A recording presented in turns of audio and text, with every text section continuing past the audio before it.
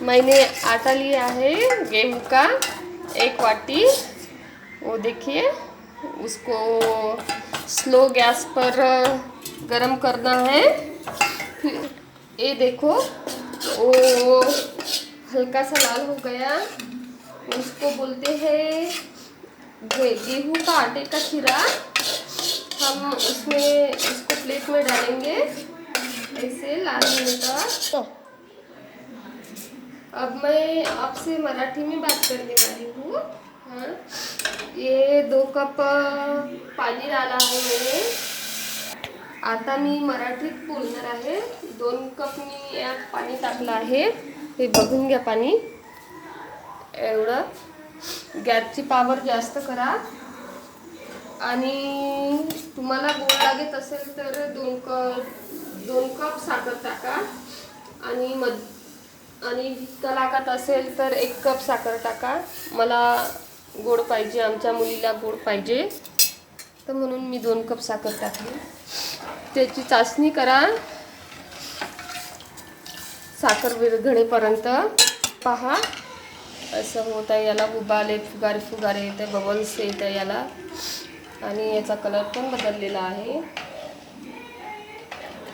हे पहा, अशी चाचणी तयार झाली आहे, त्याला बबल्स आलेले आहे, साखर पण विरघळलेली आहे। आता मी याच्यात 5 मिनिटात हा आटा टाकणार आहे आणि हे घ्यायचं आहे शिरा करायला, म्हणजे त्याने असे गोडे असते ना, ते फुटून जाते। हे बघा, हे भाजलेला आपण गव्हाचा आटा घेतला ना, त्यात आपण हे सोडून द्यायचं आहे, असं पूर्ण सोडून द्यायचं आहे आणि गॅसची पावर कमी करायची आहे आणि हे रईने असं करायचं आहे। हे यात असे गोळे झाले आहे, ते फोडायचे आहे, त्या रईला गोल गोल घुमवायचं आहे। हे पहा, याच्यातले गोळे फुटलेले आहे, त्याला गटका आलेला आहे। आता आपण हे रई आहे ना, रई हे बाजूला काढून घेऊ। बलता आहे आणि त्याच्यामध्ये आपण हे तूप टाकणार आहे 2 चमचे। थांबा 1 मिनिट।